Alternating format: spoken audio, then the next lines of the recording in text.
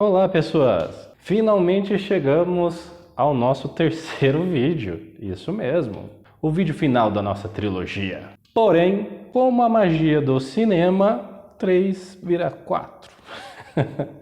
O nosso terceiro vídeo vai ser dividido em duas partes. Vamos trabalhar o imensurável. Eu vou utilizar a psicologia analítica de Jung e Batman. Antes de entrar no vídeo, passamos a marca de 50 inscritos! A vocês o meu belo agradecimento. Vamos aí a 50 mil e muito mais. A presença de vocês incentiva novos vídeos e o crescimento do canal. Espalhem essa ideia porque isso favorece novos vídeos e novos temas. Recapitulando, trabalhamos no primeiro tema, o invisível, trabalhando a ideia do inconsciente, onde eu utilizei a figura de Freud e um pouquinho de psicanálise. No segundo vídeo, a gente trabalhou a questão do insubstituível, trabalhando algumas informações da psicologia comportamental de Skinner. Nesse terceiro, vamos trabalhar o imensurável. Já dá para notar que estou utilizando vários teóricos porque a psicologia é formada de psicologias e não de uma única linha de raciocínio. Para a gente trabalhar o imensurável, primeiro temos que entender o que é imensurável. Imensurável é uma palavra que significa aquilo que não tem limite. Então, o amor é imensurável, não tem limite. O valor disso tudo aqui é imensurável, não tem valor que pague. Vou fazer uma analogia do imensurável com aquilo que o ser humano tem o péssimo hábito de fazer, que é o perceber o valor de algumas coisas somente quando as perde. Então, o valor de uma pessoa, de um relacionamento, de uma amizade, de algo que tínhamos, de uma rotina, com que a gente perceba o real valor daquilo quando a gente perde. Aí a gente consegue fazer o comparativo com o que eu tenho e com o que eu tinha.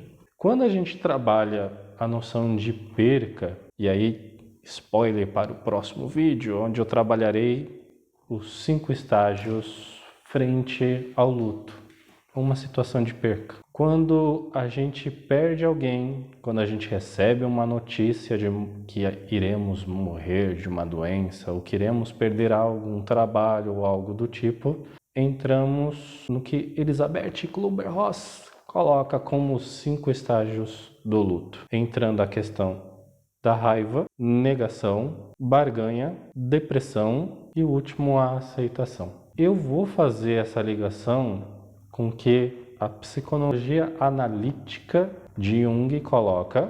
Não necessariamente ele trabalha isso, trabalhando a figura da perca, mas eu vou fazer essa analogia. Jung trabalha a ideia de consciente e inconsciente de uma forma um pouco diferente. Parecida com a de Freud, mas diferente em alguns aspectos. A noção de ego para Jung seria aquilo que a gente percebe, aquilo que está acessível, que seria para Freud aquilo que ele coloca como inconsciente, e a noção do inconsciente, Jung coloca que alguns aspectos da nossa personalidade, a qual não nos é atrativo, a gente coloca para o lado, tenta esconder.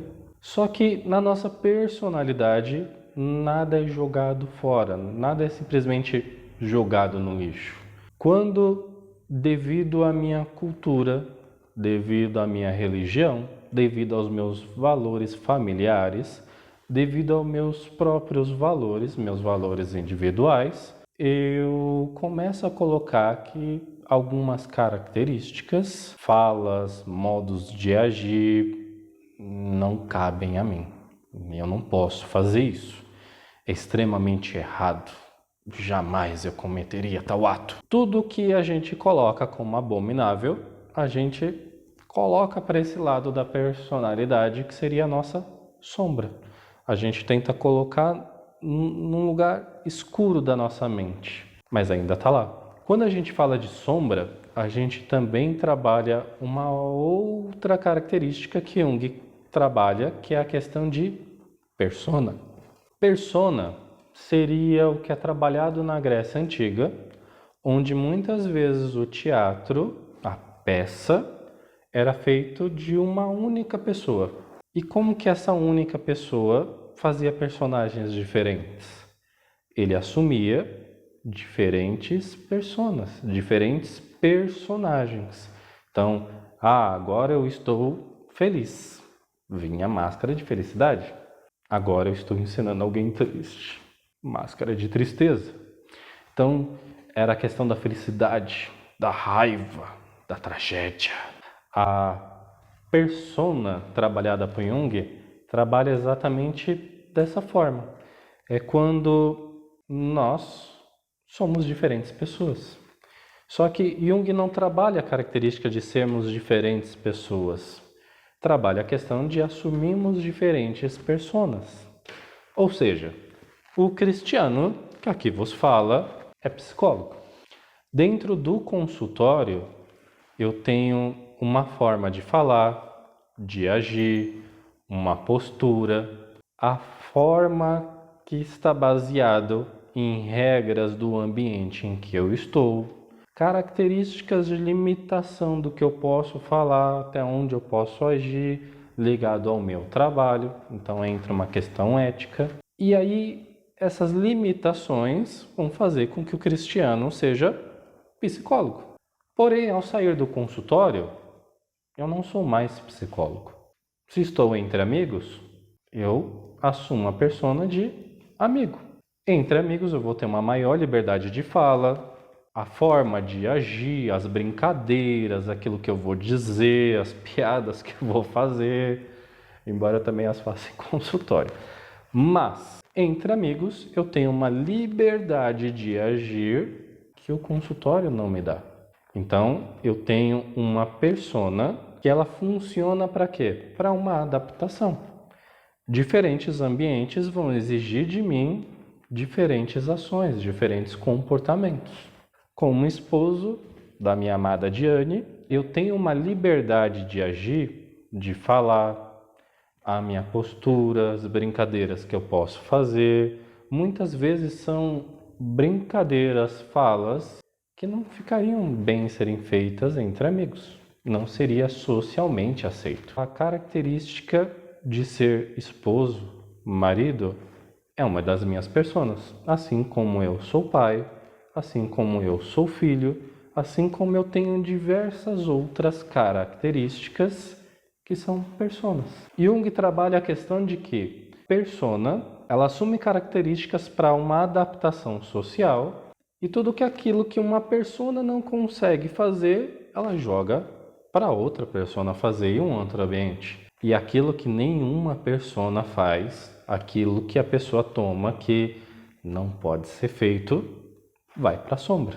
Quando a gente fala de persona e sombra, uma forma de trabalhar tais assuntos de uma forma mais lúdica, que é mais fácil entender, aí eu vou usar Batman. Trouxe aqui o meu amiguinho do meu filho para o vídeo. Quando a gente fala de Batman, é importante a gente entender a história do personagem. Então, Batman, assim como o Super-Homem que eu trabalhei no outro vídeo, se você não assistiu, assista. Eu vou fazer algumas falas que vai ligar ao segundo vídeo, então é importante ter assistido aquele vídeo. Quando a gente fala de Batman, Batman não nasceu Batman. Batman, Bruce Wayne, filhos de Martha e Thomas Wayne, era uma criança, como qualquer outra, porém num ambiente rico, pais ricos.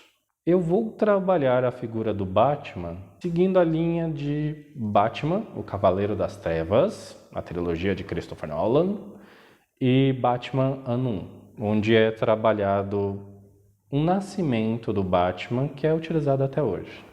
Posso fazer menção a outras animações ou coisas do tipo, mas vou citar para vocês a fonte. Quando a gente fala do nascimento de Batman, nos quadrinhos, após sair de um cinema, No filme é trabalhado que ele estava saindo do teatro.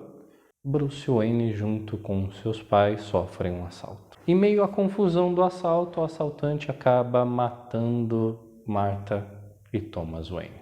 Ali podemos trabalhar que Bruce Wayne, como criança, também morre ali. E aí é trabalhado uma nova persona que futuramente viraria o Batman. Quando Bruce Wayne sofre um trauma, ou seja, sofre uma ruptura na história de uma criança comum, em torno dos seus 8 ou 9 anos, ele volta para casa, mas ali não há um padrasto. Há uma figura que de certa forma é uma figura paterna, mas que ao mesmo tempo é seu funcionário. Então temos o mordomo Alfred, que vai acompanhar Batman ao longo das suas próximas histórias. Alfred age como um protetor, mas ao mesmo tempo com as limitações de um funcionário. É um conselheiro, mas não é uma pessoa que diz não. Não é uma pessoa que trabalha regras para Bruce Wayne. Bruce Wayne volta com aquele sentimento de raiva, culpa, e ouve o que a maioria das pessoas ouvem quando perde alguém que ama. Isso não é culpa sua. Eles estão num lugar melhor. Calma, vai ficar tudo bem. Palavras de motivação que normalmente ajudam mais quem está falando do que a pessoa que ouve tais palavras. Bruce cresce, começa uma série de viagens, sempre trabalhando essa questão da raiva de não ter conseguido salvar os seus pais. Então, temos no retorno de Bruce, a cidade de Gotham, um homem que, ao mesmo tempo, trabalha uma nova persona, Bruce Wayne, um empresário rico, bem-sucedido de uma empresa multimilionária que quer fazer justiça. Várias características que estão na sombra, que não são permitidas a Bruce, dão nascimento a uma nova persona. Batman. Ai, Batman. Ficou legal a minha fala. Quando Bruce assume a figura de Batman, a gente não pode dizer, diferente do Superman, que ao ser Superman, ele acaba por se realizar, fazendo tudo aquilo que ele pode fazer. Batman, sendo Batman, ele faz não aquilo que ele deseja fazer, mas aquilo que ele precisa fazer. É como uma compulsão. Eu preciso sair todas as noites a fim de tentar salvar meus pais. Mas, como meus pais morreram, eu acabo salvando os pais de outra pessoa, os filhos de outra pessoa. Temos no Batman, trabalhando a questão dos 5 estágios, a raiva. Quando a gente fala de personas, temos, voltando à cidade de Gotham, coincidentemente, um empresário rico, Bruce Wayne, e olha, temos um cavaleiro, temos um novo justiceiro. Que coincidência, não é? Para trabalhar a ideia de distanciamento entre as duas figuras, Bruce Wayne é tudo aquilo que Batman não é. Então, trabalhando a questão da trilogia de filmes, Bruce é uma pessoa que se mostra inconsequente, irresponsável, arrogante, esfregando o seu sucesso na cara de outras pessoas, diferente do Batman. Batman é um herói. A figura de herói é marcada pelo sacrifício. O herói é herói para aquele que está sendo salvo, mas não necessariamente ser herói é algo bom para a pessoa que está sendo. Então, temos na figura de Batman uma pessoa que, por ter guardado a primeira imagem de que, mesmo sendo uma criança de 8 anos, eu falhei ao salvar os meus pais. Então, eu preciso salvar outras pessoas para que aquilo não aconteça novamente. Na trilogia de filmes, isso não é trabalhado nos quadrinhos, a origem é um pouco diferente. Temos Bruce Wayne em sua infância, caindo em um poço e tendo vários morcegos indo ao seu encontro. Aquilo vira uma fobia por morcegos. Ele não se sente bem. A cena do teatro que ele acaba saindo com seus pais e sofrendo um assalto, eles saem exatamente porque Bruce sofre quase como um início de uma crise de pânico. Ao ver na figura dos personagens da peça a figura do morcego. Então, temos o Batman na Batcaverna. Nossa, é algo lógico. Seria algo lógico se Bruce não tivesse uma fobia por morcegos. Na psicologia, uma das formas de trabalhar o medo é a exposição ao medo. Só que uma das falas de Bruce, ao criar a imagem do homem-morcego, Alfred pergunta, por que um morcego? E ele fala, meus inimigos compartilharão do meu medo. Então entra novamente a questão da punição. Batman não necessariamente ultrapassou o seu medo de morcegos, mas ele fica num ambiente onde há milhares de morcegos próximo a ele, porque ele toma que ele merece isso. Batman talvez não teria surgido se Bruce tivesse enfrentado a terapia. Deu um mistério. A terapia, onde seria trabalhado diversos aspectos que, ao não ser trabalhado, dão origem ao Batman. Então, Bruce Wayne acaba por abraçar a sua sombra. Todas as características que não eram socialmente aceitas de uma pessoa fazer, Batman pode fazer. Para Jung, ao abraçar a sua sombra, você não se torna a sua sombra. Você gera uma nova persona, que gera uma nova sombra. Então, quais são as sombras de Batman? Eu preciso ser uma pessoa com diversas regras. Eu não posso falhar. Um momento de descanso meu é um momento em que uma pessoa pode virar vítima de alguém. Uma pessoa que morre em Gotham, em parte, é minha culpa.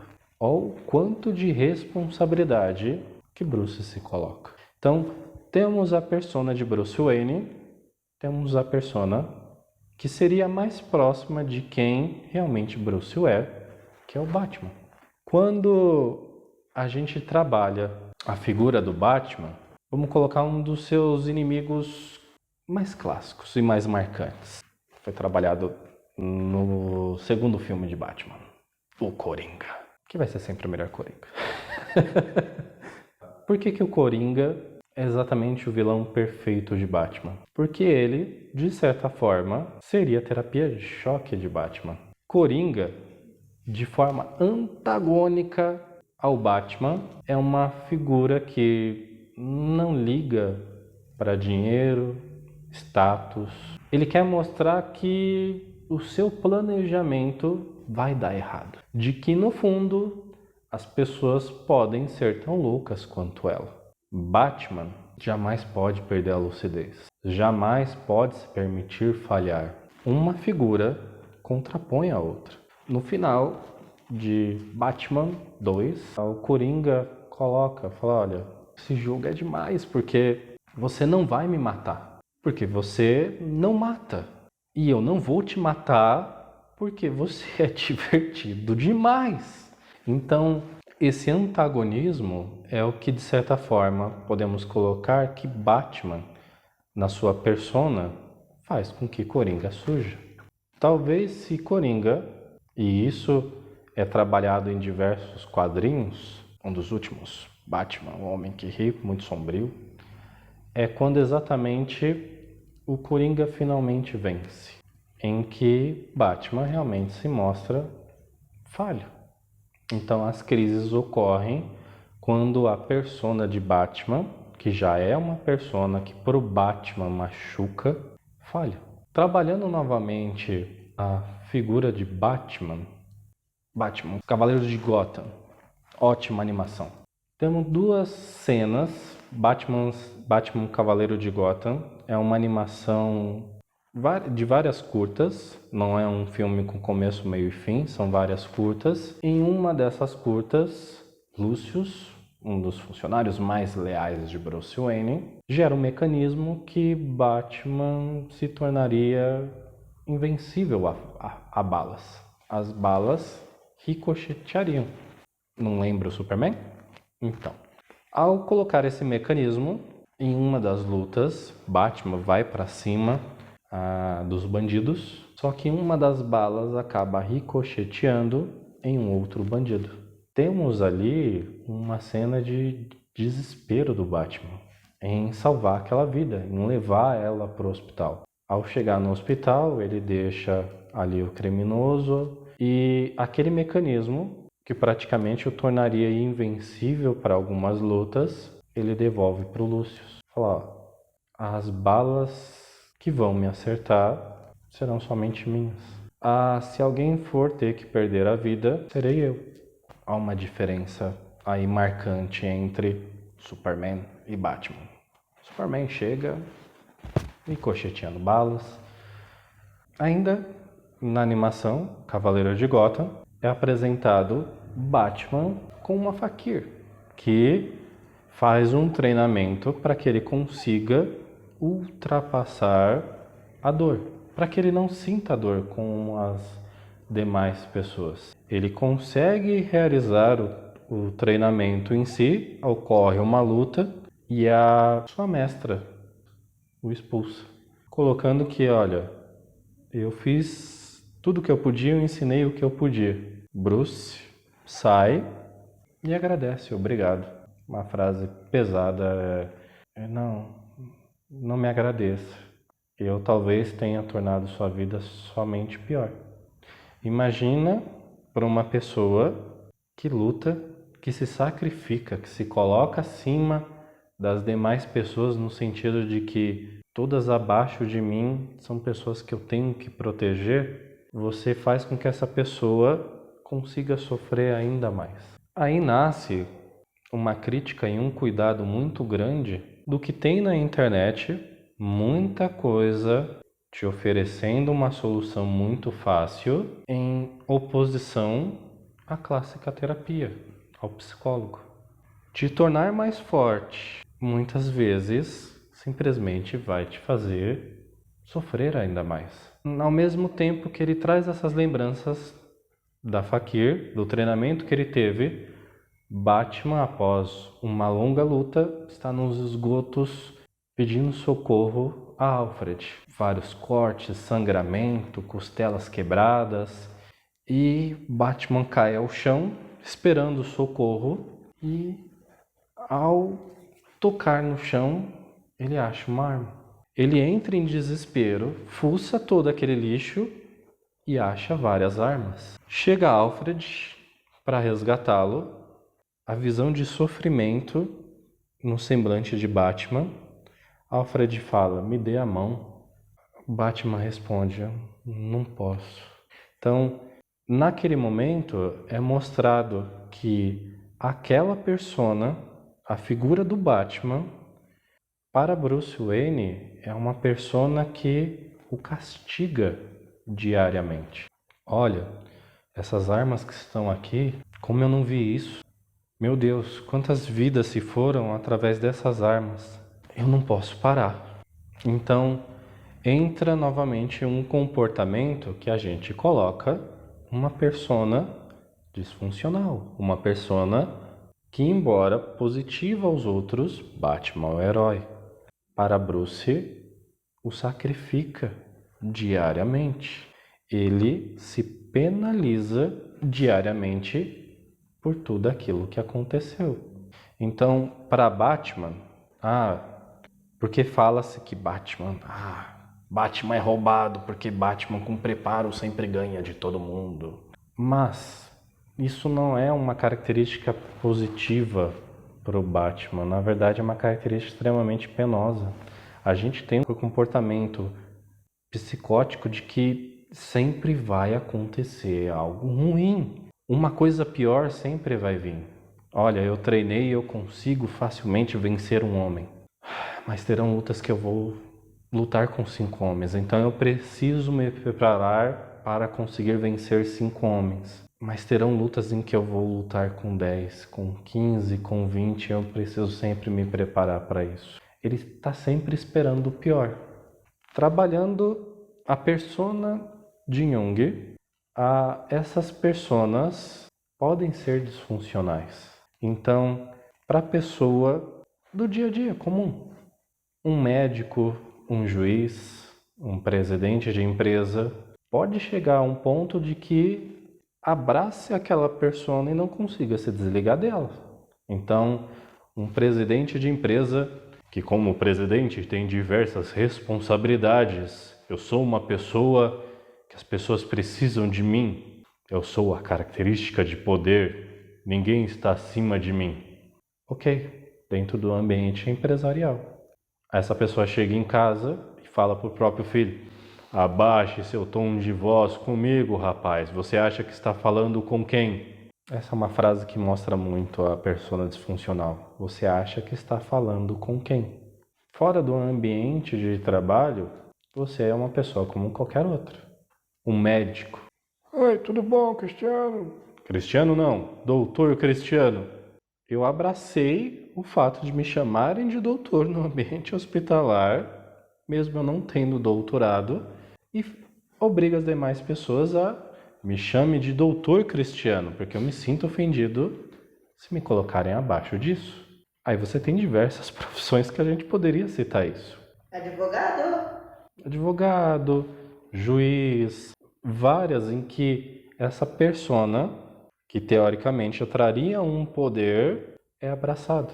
Então, uma pessoa que eu não sou convidado para churrascos, porque eu tenho uma característica controladora que chegando no churrasco eu tenho que organizar o que cada um está fazendo, tal, para o churrasco ficar bom. E cara, você está no churrasco, as pessoas estão curtindo. E aí você vai analisar essa pessoa, ela é um diretor, um gerente que está imerso de responsabilidades que não pode falhar, tem que controlar cada passo e ao sair da empresa não consegue tirar essa persona.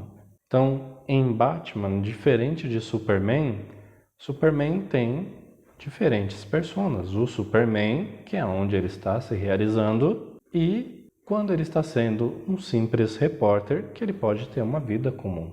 Batman já é uma persona em crise.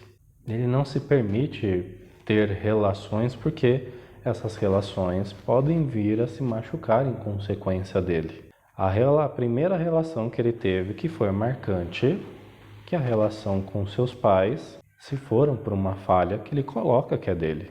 Como ele se permitiria ter outras relações? Então, a análise que fica para vocês fazerem até o próximo vídeo é: eu sou várias pessoas, certo, Cristiano? Certo, conforme Jung, você diferentes personas, diferentes máscaras, dependendo do ambiente. Mas, quando uma dessas personas me machuca, me faz mal, olha, entre meus amigos eu não consigo me sentir bem, eu não consigo me soltar. Dentro da empresa eu não consigo me posicionar. Eu tenho ideias extraordinárias, mas o meu medo de falar e falarem que eu estou errado. Vários medos, temores, personas disfuncionais, que de algum modo não estão me fazendo bem. Para a psicologia, aí entra a noção da terapia. Quando a gente fala da base da psicologia analítica, uma das bases que a gente vai trabalhar, tem diversas outras características que eu não citei nesse vídeo para não ficar extenso demais, mas quando a gente fala de sombra, quando a gente fala de persona, entraria outras características como arquétipo, outras que vão além deste vídeo. Ficou curioso? Comenta, talvez eu faça um novo vídeo para frente comentando isso. Mas uma das bases da terapia da psicologia analítica é trabalhar com a pessoa, muitas vezes, essas personas que estão sendo disfuncionais. Falar, olha, eu vou para a empresa, mas eu sou uma pessoa que eu sou sincero demais, eu falo o que me vem à cabeça e as pessoas sempre me olham diferente. Prazer, Diana. No ambiente empresarial, tem uma série de regras que fazem com que aquela persona, a pessoa que está trabalhando, tenha limites em suas ações. Mas isso vai me trazer frustrações. Sim, essas frustrações são trabalhadas através de outras pessoas. Aquilo que eu não consigo fazer trabalhando, eu faço entre amigos, eu faço entre meus familiares, eu transformo em hobby. Vou trabalhar através de outras coisas. O problema é quando eu coloco essas características como extremamente erradas, as reprimo e jogo para a sombra. Jung coloca que tem 3 formas de trabalhar com essas características que estão na sombra: projeção, negação, repressão. A projeção é quando eu pego um aspecto meu e jogo para outra pessoa. E como essas características são extremamente negativas para mim, ao ver outra pessoa que eu projetei nela tais características, eu a odeio. Nossa, ficou sabendo? Pedro subiu de cargo. Nossa, aquele cara é um vagabundo, nunca trabalha direito, tá sempre ali disfarçando e subiu de cargo. Se eu fosse um puxa-saco que nem ele, talvez eu teria subido de cargo também. Pedro tem diversas características, mas por que eu citei só essas? Até que ponto tais características também não são minhas? Até que ponto isso não é uma projeção da minha parte? Outra característica, na negação, temos aquilo em que não, eu não sou isso. Não, não, não, não, não, não, não, não, não, não, não. E aí, quando a gente coloca a sombra, a negação daquilo que eu posso ser em algum momento gera algo disfuncional. Pro Batman, existe uma negação em falhar. Existe uma negação em trabalhar relações, porque essas relações eu, de certa forma, posso vir a machucá-los. E existe o terceiro, que é a repressão, onde eu tento suprimir ao máximo todas aquelas características, mas elas não deixam de existir. E quanto mais eu reprimo, mais intolerante eu me torno. Então eu vejo uma pessoa, estou na minha casa assistindo TV num domingo, poderia estar assistindo os vídeos do Psicocris, mas estou assistindo aqui TV aberta. Que chato, nossa, tá um saco isso. E eu vejo pessoas lá fora se divertindo. Uma pessoa tolerante colocaria: deixa se divertir, é um domingo de tarde. Tem crianças empinando pipa, jogando bola, mas se eu não me permito brincar, eu não me permito me divertir num domingo, quem faz isso é extremamente errado. São pessoas que estão me enchendo o saco, tem que parar. Vou no portão gritar com tais pessoas. Há um nível de intolerância. E aí a gente poderia citar vários preconceitos que podem sim estar ligados a aspectos da personalidade que a pessoa tenta reprimir ao máximo. A felicidade daquele casal, de certa forma, me faz algo negativo porque eu não faria aquilo. Então, meu Deus, um casal se beijando em um ambiente público, que coisa feia. Saiam daqui, pessoas. Tem crianças por aqui. Vocês estão se abraçando por quê? Olha aí a repressão chegando. Então, uma lição que eu vou deixar para vocês trabalharem a partir deste vídeo é: quais são as personas que eu desenvolvi ao longo da minha vida, quais estão sendo funcionais e quais estão, de certa forma, me machucando ou permitindo de viver. Porque o oposto de intolerância é tolerar. Perceber que há pessoas diferentes de mim, com diferentes hábitos e são felizes tão quanto eu sou. Então, perceberam que o vídeo ficou bastante longo? Ficou. Então, trabalho para a Diane, que vai editar depois. A editora tá na merda, né? E terá a segunda parte, se preparem. No segundo vou trabalhar alguns aspectos que eu citei, então vai ter as 5 fases do luto, dentre outras características que eu deixo para o próximo vídeo. Agradeço a todos terem a paciência de ter chegado até o final. Gostou? Comenta. Curtiu? Curte, compartilha, espalha a palavra entre os amigos. E não esquece de se inscrever, pelo amor de Deus, que a editora agradece pelo trabalho que esse cara faz ela ter, viu? Exatamente. Se inscrevam. Falei pouco de algum aspecto? Não. Comenta. Quer que eu aprofunde algum tema em um próximo vídeo, que nem eu falei, várias características da psicologia analítica que eu não citei? Comenta. Tem algumas dúvidas acerca das 5 fases? Espera, eu vou fazer uma segunda parte.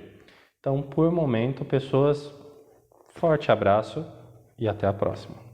Às vezes eu acho que eu devia parar com isso.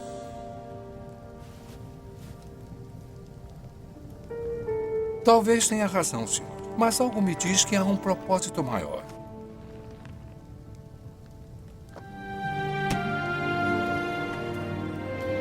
Senhor?